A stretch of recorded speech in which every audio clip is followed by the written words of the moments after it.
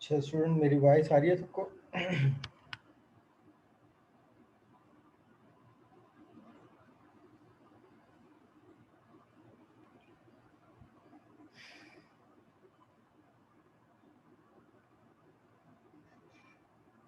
Okay जनाब।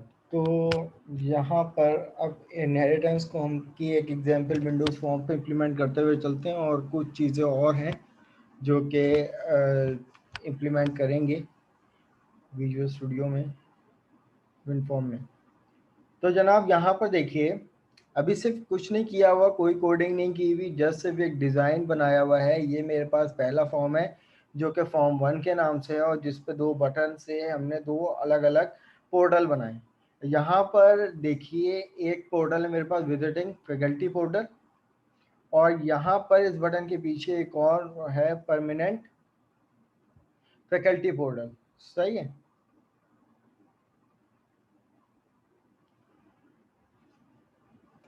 Permanent faculty model portal.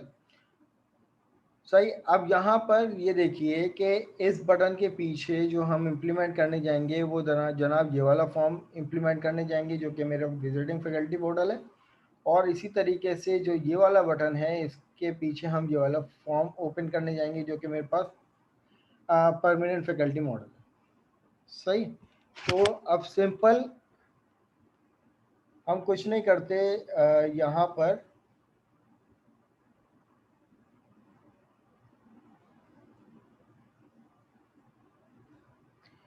इस button के पीछे जाते हैं, और इस बटन के पीछे जाने के बाद जो मैंने विजिटिंग सॉरी वी किस नाम से बनाया था फॉर्म, ये वाला इस नाम से, visiting faculty V F equal to new visiting faculty. और क्या होगा जनाब, वी एफ डॉट करने के बाद शो का मेथड जिससे ये शो होगा। और जनाब बाकी अभी हाइट फिर चलो कर देते हैं, दिस डॉट हाइट, या नहीं करते फिलहाल, फिर बटन देना पड़ेगा, अभी नहीं दे रहे। और इसी तरीके से जनाब इस बटन के पीछे जाते हैं permanent faculty P F equal to new permanent faculty, और यहाँ पर पी एफ डॉट करने के बाद शो से को इम्प्लीमेंट कर लेंगे। जनाब नोटिस कीजिएगा कि हमने सिंपल क्या किया है कि भाई इस फॉर्म के दोनों बटन के पीछे ये दोनों अलग अलग फॉर्म खुलवा लिए। सही। और यहाँ से मैं इसको बिल्ड कर लेता हूँ, और फिर नेक्स्ट काम स्टार्ट करते हैं। अब जनाब यहाँ पर हमने बनाने जा रहे हैं क्लास, और यहाँ पर हमने एक क्लास ऐड करवा दी। किस नाम से? इस क्लास को नाम दे देते हैं जनाब वी फैकल्टी के नाम से, विजिटिंग फैकल्टी के नाम से। तो जनाब हमने यहाँ पर इसको एक क्लास प्रोवाइड कर दी। इसी तरीके से में जाकर हम एक और क्लास ऐड कर लेते हैं पी फैकल्टी के नाम से, परमानेंट फैकल्टी के नाम से। अब जनाब गालिबा हमारे पास 2 क्लासेस, सेपरेट क्लासेस आ गई। अब नोटिस कीजिए यहाँ पर कि ये जो मेरे पास फॉर्म है ये कौन सा है, परमानेंट फैकल्टी का, और इसमें कुछ नंबर ऑफ एट्रीब्यूट्स हैं। इसी तरीके से विजिटिंग फैकल्टी का एक फॉर्म है, उस पर कुछ यहाँ पर नंबर ऑफ एट्रीब्यूट है। अब यहाँ पर मुझे बताइए कि इन दोनों फॉर्म्स में कौन से 3 एट्रीब्यूट ऐसे हैं जो कॉमन है, आईडी, नेम और ईमेल। इसी तरीके से यहाँ पर आईडी, नेम और ईमेल, ये 3 प्रॉपर्टीज ऐसी हैं जो एट्रीब्यूट ऐसे हैं जो कि जनाब दोनों फॉर्म में कॉमन है, लेकिन एक एट्रीब्यूट ऐसा है कि दोनों फॉर्म में डिफरेंट है। इस विजिटिंग फैकल्टी को जो पेमेंट होती है वो आवरली पेमेंट होती है, और इसी तरीके से परमानेंट फैकल्टी को जो पेमेंट होती है वो मंथली पेमेंट होती है। तो जनाब दोनों क्लासेस के अंदर जाकर इनकी अपनी यूनिक प्रॉपर्टी हम डिफाइन कर देंगे। Property public integer, visiting faculty को मैंने यहाँ पे कह दिया कि आवरली पेमेंट, इस प्रॉपर्टी का मैंने यहाँ पे नाम दे दिया। इसी तरीके से परमानेंट फैकल्टी को जनाब इसी प्रॉपर्टी को कॉपी कर लेंगे और परमानेंट फैकल्टी में लाकर दे देंगे और इसको कह देंगे कि भाई मंथली पेमेंट। तो अब क्या हुआ कि ये 2 सेपरेट क्लास बना ली और इसमें दोनों की अपनी अपनी यूनिक जो प्रॉपर्टी थी वो क्या डिफाइन कर दी। ठीक है भाई, हो गई। अब जनाब ये वाली प्रॉपर्टी को भी इस्तेमाल करना है। ये क्या है, ये कॉमन प्रॉपर्टीज हैं जो कि दोनों फॉर्म्स में क्या हो रही हैं, सेम है। तो इसका मतलब ये है कि इस क्लास में भी वही प्रॉपर्टी होंगी और इस क्लास में भी वही प्रॉपर्टी होंगी। तो हम एक जर्नल क्लास नहीं बनाते, तो जनाब हम यहाँ पे जाएंगे, एक क्लास और ऐड करवाएंगे और इस क्लास को नाम दे देंगे फैकल्टी के नाम से,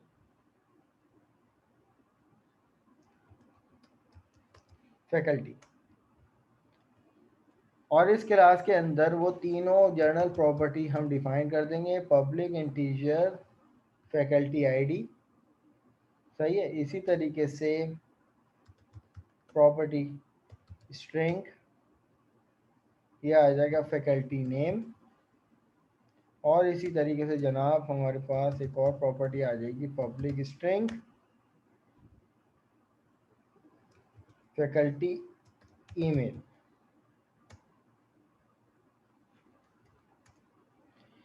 अब ये 3 जो कॉमन प्रॉपर्टीज थी वो हमने बाइंड कर दी एक क्लास में, फैकल्टी क्लास में। तो हमें क्या करना चाहिए कि भाई परमानेंट फैकल्टी भी एक फैकल्टी है, इसी तरीके से विजिटिंग फैकल्टी भी एक फैकल्टी है। इज आर रिलेशनशिप, और इज आर रिलेशनशिप क्या होता है, प्योर इनहेरिटेंस रिलेशनशिप होता है इज आर रिलेशनशिप। ठीक है, सही है। तो अब ये 3 हमने क्लासेस को डिजाइन कर दिया। ये एक जर्नल क्लास है और ये हमारे पास परमानेंट फैकल्टी है, और ये वाली क्लास जो है वो जनाब हमारे पास विजिटिंग फैकल्टी। हमें क्या करना है, इन क्लासेस को इम्प्लीमेंट करना है फॉर्म्स के पीछे, सही है। अब फॉर्म्स के पीछे, अब परमानेंट फैकल्टी की अगर हम बात करेंगे तो जनाब यहाँ पर मेरे पास यूजर से इनपुट आ रही है ना चीज़ें। अब इन यूजर से इनपुट लेंगे हम लोग इधर, और वो कैसे लेंगे कि जनाब यहाँ पर नोटिस कीजिए कि मैं यहाँ पर इस बटन के पास जो है वो किसका डाटा यूजर से इनपुट करूँगा, परमानेंट फैकल्टी का। और इस फॉर्म के पीछे, इस बटन के पीछे किसका रिकॉर्ड इनपुट करूँगा, विजिटिंग फैकल्टी का। ठीक है। अच्छा, अब अगली बात ये आती है हमारे पास कि जनाब हमें एक मेथड के थ्रू यूजर से इनपुट लेना है। अब मुझे ये बताइए कि क्या मेथड मुझे एक बनाना पड़ेगा या 2 अलग अलग मेथड बनाने पड़ेंगे जनाब।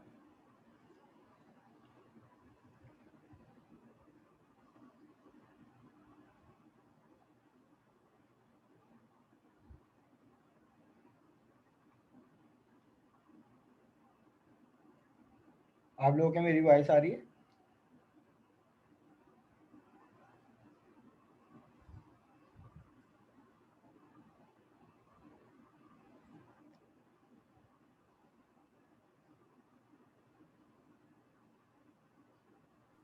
सर 2 अलग अलग शायद बनाने पड़े क्योंकि दोनों एक अलग वो है, एक अलग प्रॉपर्टी है आपने लगाई है ना दोनों में।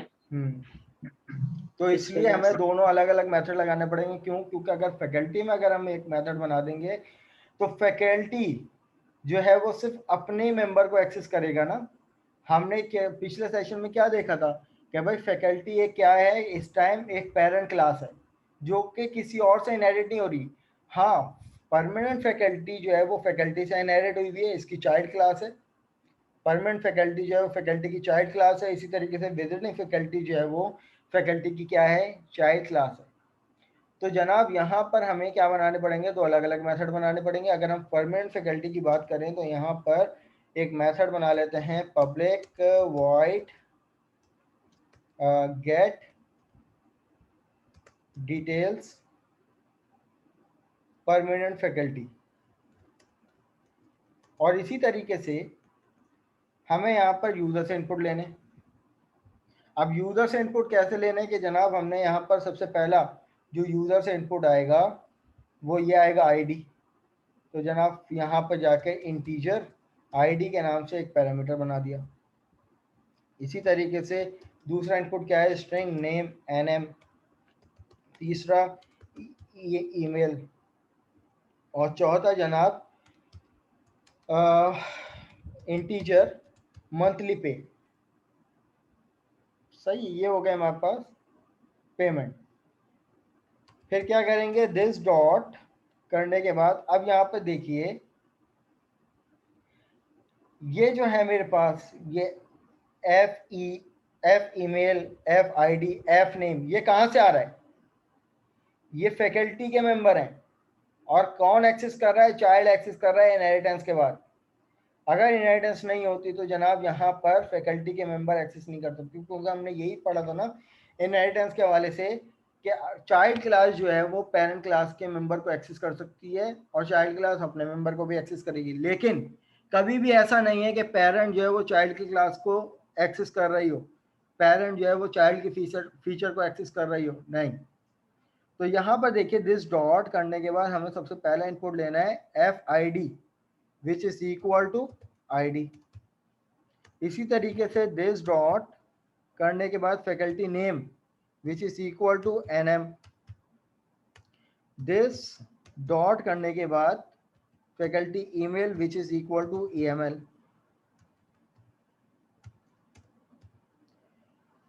और गालिबन दिस डॉट करने के बाद ये इस क्लास का अपना फीचर था monthly payment which is equal to MP. अब ये मेथड हमने बना दिया परमानेंट फैकल्टी के अंदर। यहाँ से इसी को कॉपी करेंगे, विजिटिंग फैकल्टी में जाकर इसी मेथड को हम प्लेस अप कर देंगे और यहाँ पर सिर्फ ये चेंजेस हो जाएगी आवरली पे। और यहाँ पर ये आ जाएगा hourly pay which is equal to HP।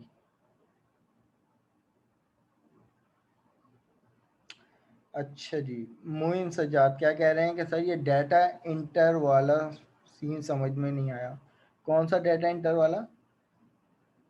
देखो हम ये क्या कर रहे हैं कि भाई हम परमानेंट फैकल्टी से यूजर से इनपुट ले रहे हैं ना, इस बटन के पीछे हमने क्लासेस डिजाइन कर रहे हैं कि अब इस परमानेंट फैकल्टी में यहाँ पे नोटिस करो कि ये तीन फीचर्स ऐसे हैं, तीन प्रॉपर्टीज ऐसी हैं जो इस फॉर्म में कॉमन है, जो कि इस फॉर्म में भी कॉमन है, ये तीन। अब विजिटिंग फैकल्टी के अंदर ये वाली प्रॉपर्टी क्या है, वो विजिटिंग की अपनी यूनिक प्रॉपर्टी है। इसी तरीके से जनाब मंथली पेमेंट क्या है, ये परमानेंट फैकल्टी की अपनी यूनिक प्रॉपर्टी है। हमने इसी तरीके से क्लासेस में भी डिजाइन किया कि क्लासेस में सिर्फ जो विजिटिंग फैकल्टी थी उसमें सिर्फ उसका यूनिक फीचर दिया और परमानेंट फैकल्टी का यूनिक फीचर दिया। और जो जर्नल फीचर से जर्नल जो प्रॉपर्टीज थी उनको बाइंड कर दिया एक जर्नल क्लास में, प्रॉपर्टी की क्लास। अब हम क्योंकि इस बटन के पीछे परमानेंट फैकल्टी की क्लास को इम्प्लीमेंट करना है ना, उसके मेथड को इम्प्लीमेंट करना है, तो हमने परमानेंट फैकल्टी के लिए एक मेथड बना लिया गेट डिटेल। और इसी तरीके से विजिटिंग फैकल्टी के लिए भी हमने एक मेथड बना लिया गेट डिटेल्स विजिटिंग फैकल्टी।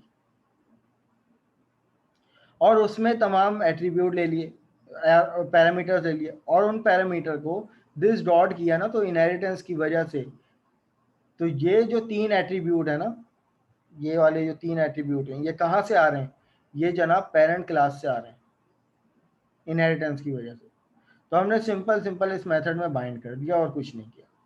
अब हम सबसे पहले क्या करेंगे कि भाई परमानेंट फैकल्टी से यूजर से इनपुट लेना है, तो इस बटन के पीछे जाएंगे और इस बटन के पीछे जाने के बाद हम किसका ऑब्जेक्ट कौन सी क्लास को इम्प्लीमेंट करना है, पी फैकल्टी के नाम से। तो यहाँ पर P F equal to new P faculty.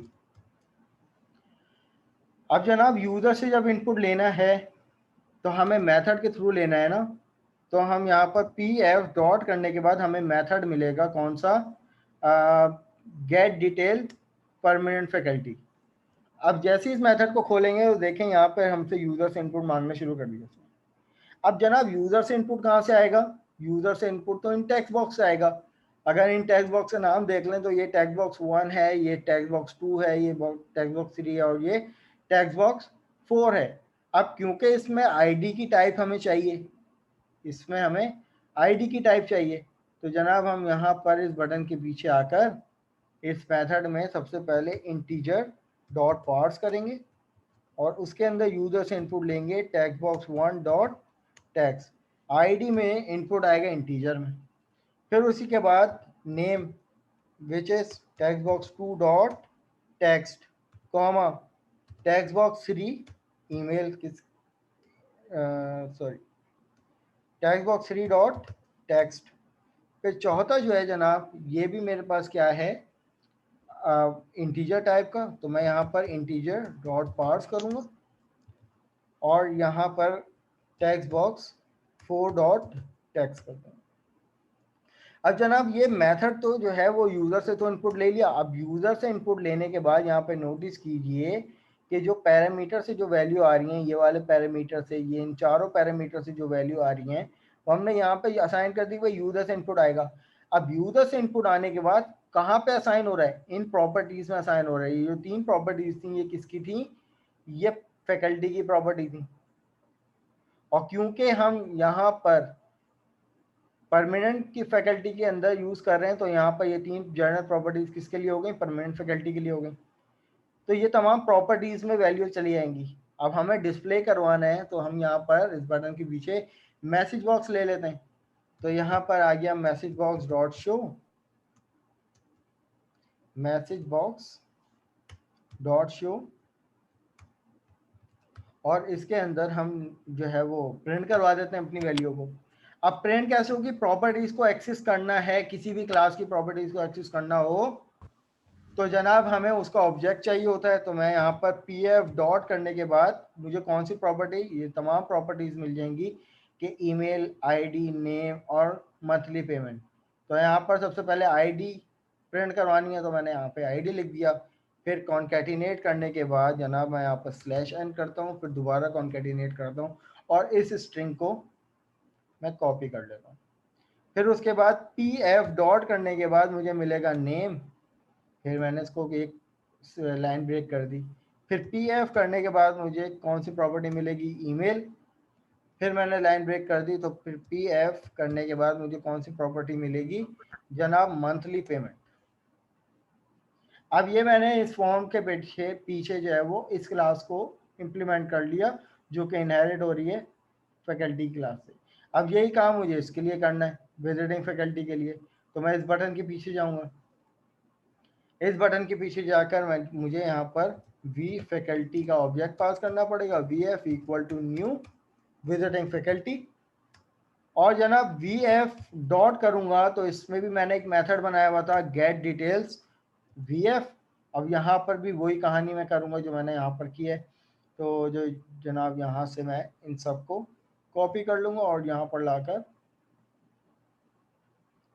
Paste कर दूंगा, क्योंकि आप यहाँ पे देखिए ना कि इस टेक्स्ट बॉक्स का नाम भी क्या है, टेक्स्ट बॉक्स 1 2 3 और ये आ गया 4। तो जनाब यहाँ पर मुझे कोई एरर नहीं देगा। अब इस मेथड ने प्रॉपर्टीज में वैल्यू तो असाइन कर दी, अब हमें प्रिंट करवाना है तो आप यहाँ पर क्या करोगे कि ये मैसेज बॉक्स ले लो। अब इस मैसेज बॉक्स में हमें क्या चेंजेस करनी पड़ेगी जनाब के यहाँ पे आके हमें प्रॉपर्टीज, ये वाली प्रॉपर्टी चेंज करनी पड़ेगी। एक तो ऑब्जेक्ट चेंज करने पड़ेंगे, मैं यहाँ पे वी एफ कर दूंगा, इसी तरीके से यहाँ पर इसको VF, और VF करने के बाद यहाँ पर मैं डॉट करूँगा आवरली पेमेंट। तो अब ये मेरे पास इनहेरिटेंस जो है वो अचीव हो गई कि मैंने सिंपल क्या किया कि भाई दो फॉर्म में मेरे पास कुछ प्रॉपर्टीज ऐसी थी जो कॉमन चल रही थी। मैंने दोनों फॉर्म के लिए दो सेपरेट क्लासेस बनाई और जो जर्नल प्रॉपर्टी थी उनके लिए एक सेपरेट क्लास बनाई, और इन क्लासेस को यूज़ करते हुए इन फॉर्म्स के पीछे में ये इम्प्लीमेंट करना है। तो अब यहाँ पर अपनी एप्लीकेशन को स्टार्ट करते हैं। यहाँ पर मुझसे दो पैनल मांगेगा, मैंने परमानेंट फैकल्टी पे जाऊँगा तो मुझे परमानेंट फैकल्टी का पैनल प्रोवाइड कर देगा। अब यहाँ पर यूज़र से इनपुट लेना है। फॉर एग्जांपल आईडी ले ली मैंने, यहाँ पर ये आईडी आ गई, इसी तरीके से नेम आ गया, इसी तरीके से ईमेल,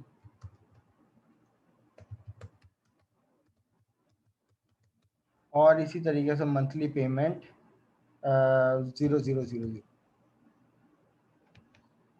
तो यहाँ पर मैं सबमिट करवा दूंगा। सबमिट करवाने के बाद यहाँ पर देखिए ये तमाम वैल्यूज़ क्या हो गई, प्रिंट हो गई। अब इसी तरीके से हम विजिटिंग फैकल्टी की बात करेंगे। तो विजिटिंग फैकल्टी में भी ये तमाम प्रॉपर्टीज़ कहाँ से आ रही हैं, ये पेरेंट से आ रही हैं, और ये इसकी अपनी एक प्रॉपर्टी है। तो यहाँ पे भी यूज़र से इनपुट ले लेते हैं, फॉर एग्जांपल 1 2 3 4, और इसी तरीके से नेम ले लेते हैं अली, और यहाँ पर ali@gmail.com, और यहाँ पर आवरली पे में हमारे पास क्या आ जाएगा 1111। तो यहाँ पर मुझे इसकी इम्प्लीमेंटेशन मिल जाएगी। तो इस तरीके से हम फॉर्म्स के पीछे इनहेरिटेंस को इम्प्लीमेंट करेंगे। अब क्लास कुछ चीज़ें ऐसी हैं कि जो हम अपनी रिक्वायरमेंट के मुताबिक करते हैं, जो चीज़ जो हमें इम्प्लीमेंट भी करनी थी कि जनाब हमें अगर फॉर एग्जांपल किसी भी टेक्स्ट बॉक्स पे कोई वैलिडिटी लगानी है कि जनाब इस टेक्स्ट बॉक्स में, अब फॉर एग्जांपल ये हमारे पास ईमेल की एक टेक्स्ट बॉक्स है। अब इस ईमेल में हमें वैलिडेट करना है कि भाई एक प्रॉपर ईमेल आनी चाहिए। प्रॉपर ईमेल क्या मतलब, हर ईमेल का आपको पैटर्न पता है कि उसमें @ भी आता है, उसमें .com भी आता है, डॉट आता है। तो ये क्या है, पैटर्न। तो इसको हमें मैनेज करते हुए चलना। तो हाउ इज इट पॉसिबल। तो जनाब हम यहाँ पर इम्प्लीमेंटेशन इसको किस तरीके से करेंगे।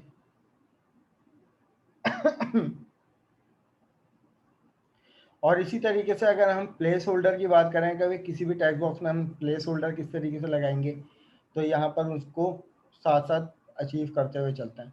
अगर मैं यहाँ पर इसकी बात करता हूँ, परमानेंट फैकल्टी की बात करता हूँ, तो इसमें भाई मुझे प्लेस होल्डर हम तब लगाते हैं ना जब हमारे पास कोई लेबल नहीं है। तो इसमें अगर हम प्लेस होल्डर लगाएंगे तो फॉर सपोज मैं यहाँ पर कह देता हूँ कि भाई इसके टेक्स्ट बॉक्स में दे देता हूँ कि भाई इंटर आईडी। तो अब जब मैं यहाँ पर सेव करवाऊंगा तो यहाँ पर मेरे पास टैग आ गया। अब मैं चाहता हूँ कि भाई ये वाला टैग जो है वो मेरे पास mid of the tag box आए। तो यहाँ पर मेरे पास एक प्रॉपर्टी होती है टेक्स्ट अलाइनमेंट की, टेक्स्ट अलाइन। इसको आप सेंटर कर दें और इसके 4 कलर में जाकर हम इसका 4 कलर कर देते हैं जनाब ग्रे। ठीक है, अब ये एक प्लेस होल्डर की तरह है, लेकिन क्लास जब मैं इसको इम्प्लीमेंट करूँगा ना, तो प्लेस होल्डर क्या होता है। अगर मैं परमानेंट फैकल्टी में जाता हूँ तो ये मेरे पास प्लेस होल्डर का मतलब ये होता है कि जब मैं इस पर क्लिक करूँ तो ये प्लेस होल्डर गायब हो जाए। लेकिन इस टाइम यहाँ पे नोटिस कीजिए, यहाँ पे तो मैं यूज़र से इनपुट ले रहा हूँ और ये प्लेस होल्डर तो वहीं का वहीं है, तो ये प्लेस होल्डर तो नहीं हुआ। तो अब जनाब हमारे पास प्लेस होल्डर डायरेक्ट लगाने के लिए विंडोज़ फॉर्म में कोई प्रॉपर्टी नहीं है, हमें बेसिकली इवेंट पे काम करना होता है। अगर हम इस टेक्स्ट बॉक्स पे प्लेस होल्डर लगाने जा रहे हैं तो हमें जनाब इसके 2 इवेंट होते हैं। ऐसे तो इवेंट बहुत सारे होते हैं, लेकिन प्लेस होल्डर इंप्लीमेंट करने के लिए जनाब हमें 2 इवेंट की ज़रूरत होती है। आप टेक्स्ट बॉक्स को सेलेक्ट करेंगे, इसके इवेंट्स पे जाएंगे और यहाँ पर 2 टाइप के इवेंट होते हैं। एक होता है हमारे पास इंटर का इवेंट, फोकस की प्रॉपर्टी में जाकर, फोकस के सेक्शन में जाकर आपको ये 2 इवेंट मिलेंगे। एक मिलेगा इंटर का इवेंट, एक मिलेगा लीव का इवेंट। इंटर का इवेंट क्या होता है जनाब? इंटर का इवेंट ये होता है कि फॉर एग्जांपल मैंने अपने फॉर्म पे गया उस टेक्स्ट फील्ड पे और उसमें मैंने जैसे क्लिक किया ना अपना टेक्स्ट लिखने के लिए, तो क्लिक करना क्या होता है, वो ये वाला इवेंट होता है इंटर का इवेंट, कि आपने फोकस किया और इस टेक्स्ट बॉक्स पे आपने इंटर कर दिया। तो अब हम इस पे हमें कुछ ना कुछ वर्किंग करनी पड़ेगी। और इसी तरीके से जनाब एक और हमारे पास इवेंट होता है, अगर मैं परमानेंट फैकल्टी में जाऊं यहाँ पर इसकी प्रॉपर्टीज में, तो हमारे पास एक और इवेंट था फोकस में जाकर लीव का। अब इन 2 इवेंट में हमें इंप्लीमेंटेशन करनी है, कैसे करनी है? तो जनाब मैं यहाँ पर एक कंडीशन दूंगा इंटर के इवेंट में कि अगर जो मेरा टेक्स्ट बॉक्स 1 है, किस नाम से, तो टेक्स्ट बॉक्स 1 डॉट टेक्स्ट, अगर वो बराबर है किसके, इंटर आईडी, इसके बराबर है ना, जो मैंने यहाँ पर लिखा हुआ है इंटर आईडी। ठीक है, तो मैं यहाँ पे इस टेक्स्ट को कॉपी कर लूंगा और जनाब जो इसका इवेंट था उसके इवेंट पे चले जाऊँ। तो मैंने यहाँ पर इसके टेक्स्ट को ये कर दिया। अगर इसका टेक्स्ट जो है जनाब इसके बराबर है और जब मैं इंटर करूँ तो मेरे पास क्या हो कि टेक्स्ट बॉक्स 1 डॉट टेक्स्ट जो हो जाए वो क्या हो जाए, एम्प्टी हो जाए। और जो उसका हमने इसकी प्रॉपर्टी में क्या किया था, जो उसका टेक्स्ट है उसका फॉन्ट कलर हमने क्या किया था, 4 कलर ग्रे किया था। तो हम चाहते हैं कि जब हमारा ये प्लेस होल्डर हटे और जब हम इस पे इंटर करें तो जो भी कुछ लिखे हैं वो ब्लैक में आ जाए वापस। तो हम जनाब यहाँ पर जाएंगे और इधर text box 1 dot 4 colour equal to colour dot black, हमने ये वाला काम कर दिया। अब जनाब यहाँ पर इसकी इम्प्लीमेंटेशन देखते हैं अभी तक कितनी हुई है। जब मैं यहाँ पे आऊँगा तो यहाँ पे देखिए कि अब यहाँ पर जो टैक्स था, क्योंकि टैब इंडेक्स है ना हमारे पास, टैब इंडेक्स एक प्रॉपर्टी होती है जो कि कर्सर को हैंडल करती है। बाय डिफ़ॉल्ट इस टाइम कर्सर मेरे पास यहाँ पे है। अब मैं इसी में जाता हूँ, इसकी टैब इंडेक्स को मैनेज कर लेता हूँ और इस फॉर्म पे गए और यहाँ पर मेरे पास प्रॉपर्टी होती है टैब इंडेक्स के नाम से। इस टैग बॉक्स में जाऊँगा और इसके टैब इंडेक्स को कह दूँगा जनाब ये क्या है, टैब इंडेक्स मेरे पास ये है, इसको मैं कह दूंगा जनाब फ़िलहाल मैक्सिमम कर देता हूँ, इसको 1 कर देते हैं और इसको 0 कर देते हैं, इसको सेव करवा लेते हैं। अब अपनी एप्लीकेशन को रन करते हैं। अब यहाँ पे देखिए ये प्लेस होल्डर था ना, अभी मैंने सिर्फ इतना काम किया था कि जैसे ही मैं इस पर क्लिक करूँ तो ये जो है प्लेस होल्डर ये गायब हो जाए, और ये गायब हो गया। और जब मैं इसमें इंटर करूँ कुछ भी तो वो मेरे पास ब्लैक कलर में आ रहा है। अभी तो मैंने इतना काम किया है। लेकिन अब प्लेस होल्डर में एक और चीज़ ये भी होती है कि जनाब जब मैं वापस किसी और टैब में आऊँ तो वापस मेरे पास प्लेस होल्डर आ जाए, ऐसा होता है ना। तो अब ये वाला इवेंट कौन सा था जो मैंने इस पर क्लिक किया, इस पर लिखने जा रहा हूँ, तो ये इंटर का इवेंट है। लेकिन अब अगर मैं किसी भी टेक्स्ट बॉक्स से दूसरे टेक्स्ट बॉक्स में जाता हूँ तो इसका एक और इवेंट चलता है, लीव का इवेंट, कि मैंने यहाँ से इसको लीव कर दिया। तो अब लीव का इवेंट कौन सा था जनाब, वो ये वाला था। अब लीव के इवेंट में मुझे क्या करना पड़ेगा कि इफ की कंडीशन देनी पड़ेगी, if text box 1 dot text अगर जनाब बराबर होता है एम्प्टी के, तो क्या हो कि टेक्स्ट बॉक्स 1 डॉट टेक्स्ट में लिखा हुआ आ जाए इंटर आईडी, और क्या हो कि text box 1 dot 4 colour equal to colour dot grey. अब इससे क्या होगा, अब मेरा प्रॉपर जो है वो इम्प्लीमेंटेशन होगी। मैं इसको बिल्ड कर लेता हूँ, उसके बाद इसको रन कर लेता हूँ। तो यहाँ पर परमानेंट फैकल्टी में आएंगे तो यहाँ पर देखिएगा जैसे मैं इस पर जाऊँगा प्लेस होल्डर हट गया, और जैसे ही मैं यहाँ पर आऊँगा वापस प्लेस होल्डर इसमें आ गया। तो ये कहलाता है इंटर इवेंट, और जब मैं इससे लीव करूँगा तो इसका लीव और इसका इंटर इवेंट चल गया। इसी तरीके से मैं यहाँ पे जाऊँगा तो इसका लीव और इसका इंटर इवेंट चल गया। तो क्लास मुझे ये बताइए कि ये दोनों इवेंट्स की समझ में आई आप लोगों को? तो डायरेक्टली प्लेस होल्डर को इम्प्लीमेंट करने की कोई प्रीडिफाइन प्रॉपर्टी नहीं है, हमें इवेंट्स से, इवेंट्स में कंडीशन देकर इसको इम्प्लीमेंट करना पड़ता है।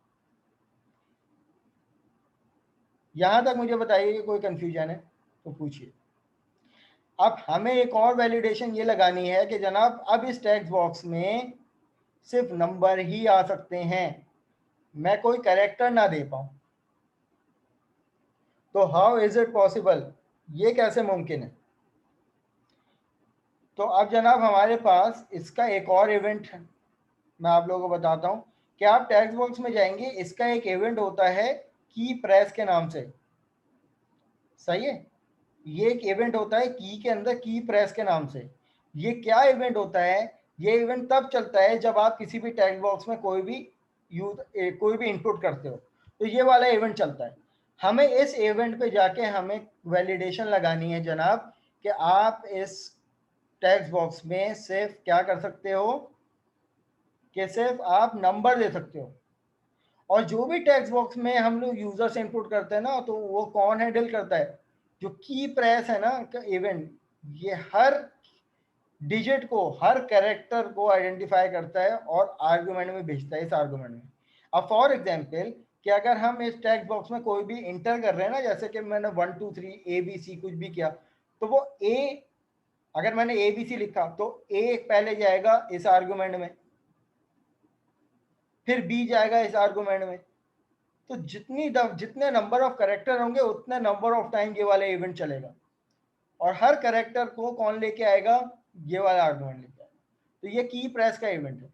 अब हमें हर कैरेक्टर पे क्या करनी है? वैलिडेशन लगानी है, और हम चाहते हैं कि भाई जनाब ये वाला जो टेक्स्ट बॉक्स है इसमें सिर्फ नंबर आए, हम कोई जो है वो ABC स्पेशल कैरेक्टर ना दे सकें, सिर्फ नंबर आए। तो अभी मैंने आप लोगों को बताया कि भाई जो भी कैरेक्टर आता है वो कौन सा आर्गुमेंट में जाता है, वो इस आर्गुमेंट में जाता है। तो कैरेक्टर जाएगा ना, तो हम एक टाइप का वेरिएबल ले लेते हैं CH कैरेक्टर, और उसके अंदर हम कह देते हैं कि भाई जो आर्गुमेंट में जो भी वैल्यू जा रही है ना की कैरेक्टर, तो अब क्या होगा? डॉट की कैरेक्टर का मतलब ये है कि भाई इस आर्गुमेंट में वैल्यू जाएगी ना की कैरेक्टर से, जो भी यूजर इनपुट करेगा वो किस में जाएगी? इसमें। तो वो हम एक वेरिएबल में स्टोर करवा रहे हैं, CH के नाम से हमने एक वेरिएबल ले लिया। कैरेक्टर तो कोई भी हो सकता है, 1 भी आप एक वेरिएबल में डालो तो वही कैरेक्टर जाएगा, नंबर भी डालो, लेकिन अब हमें वैलिडेशन लगानी है कि भाई सिर्फ इसमें नंबर इंसर्ट हो सकें।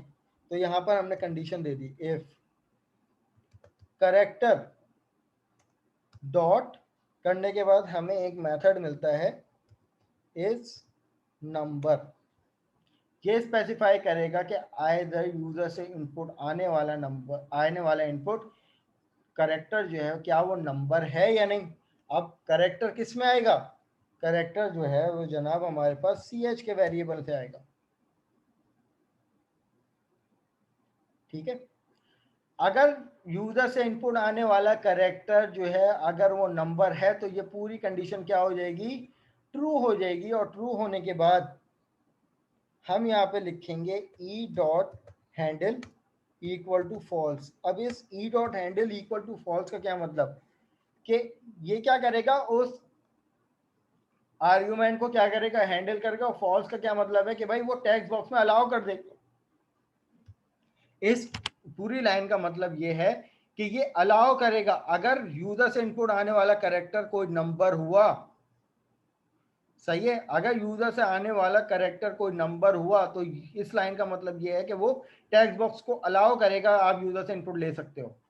वरना क्या हो, हमने लिया एल्स, और एल्स के ब्लॉक में हमने इसको कह दिया कि भाई e dot handle equal to true. इसका क्या मतलब होता है कि ये आपको अलाउ नहीं करेगा कि आप यूजर से इनपुट लो, ये आपको लिखने ही नहीं देगा टेक्स्ट बॉक्स में। अभी हम सिर्फ इसको टेस्ट करते हैं कि क्या ये वाली हमारी कंडीशन ट्रू हुई है या नहीं। तो आप वापस अपनी एप्लीकेशन में आते हैं, परमानेंट फैकल्टी में। अब ये प्लेस होल्डर तो हमने लगा दिया था। अब यहाँ पे मैं देने जा रहा हूँ करेक्टर। तो देखो क्लास, बी ऑनेस्टली यहाँ पर ये इंसर्ट नहीं करने दे रहा, ये लिख ही नहीं रहा। मैं यहाँ पर की प्रेस किए जा रहा हूँ, सही है, तो ये लिख ही नहीं रहा। लेकिन मैं जैसे ही यहाँ पर नंबर दूंगा, कोई भी नंबर 1 2 3 4 वॉट एवर, तो ये अलाउ करेगा। यहाँ पर ये देखिए, ये सिर्फ नंबर अलाउ कर रहा है। इसके बाद अगर मैं कोई अल्फाबेट दे रहा हूँ या स्पेशल कैरेक्टर दे रहा हूँ ना, तो ये अलाउ नहीं कर रहा, ये सिर्फ नंबर अलाउ कर रहा है। अब यहाँ पे भी तो मैंने वैलिडेशन लगा दी, लेकिन क्लास हो सकता है मैंने आईडी, अगर इन केस ये आईडी गलत दे दी, अब तो ये बैक स्पेस भी अलाउ नहीं कर रहा कि मैं इस नंबर को मिटा भी नहीं सकता, ये मुझे अलाउ नहीं कर रहा। तो भाई अब यहाँ पर हमें कुछ एडिशनल कीज ऐसी हैं जो कि ऑपरेशन परफॉर्म करती हैं, हमें वो भी तो अलाउ करनी पड़ेगी इस टेक्स्ट बॉक्स में। अब इस टाइम तो यहाँ पर सिर्फ ये कंडीशन है कि आप सिर्फ कोई भी न्यूमेरिक की इस टेक्स्ट बॉक्स में अलाउ कर सकते हो, वरना नहीं कर सकते आप कुछ भी। उसके अलावा मैंने आईडी गलत दे दी तो मैं उसको मिटा नहीं पा रहा। अब इस चीज़ को भाई कैसे कैसे हैंडल करूं। तो जनाब हमारे पास कीबोर्ड में यूज होने वाली हर की का अपना एक आस्की कोड होता है, जिसको हम लोग कहते हैं की इन्यूमरेशन वैल्यू। सबको पता है कि भाई कीबोर्ड में यूज होने वाली हर की बैक एंड कोई ना कोई कोड होगा उसका। जैसे कि हम एग्जाम्पल ले लेते हैं स्मॉल ए, सही है, तो स्मॉल ए का आस्की कोड क्या होता है 97। कैपिटल ए का क्या होता है 64, राइट। इसी तरीके से हर की का कोई ना कोई की इनोमिनेशन वैल्यू होती है। आप क्लास यहाँ पर गूगल करोगे और यहाँ पर सीधा सीधा लिखोगे की इनोमिनेशन वैल्यू,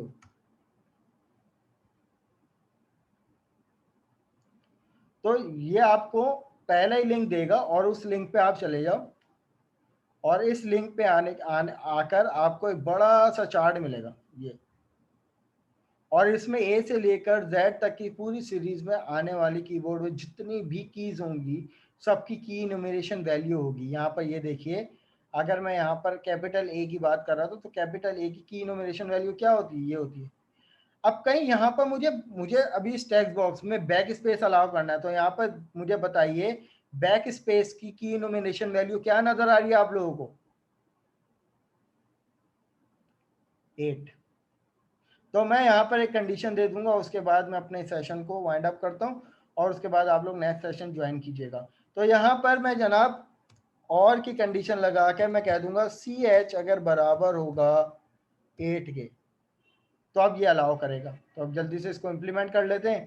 तो यहाँ पर देखिए पेमेंट में आके मैंने आईडी ये दी, और उसके बाद यहाँ पर अब देखो मुझे बैक स्पेस भी अलाउ कर रहा है, आईडी और ये बैक स्पेस।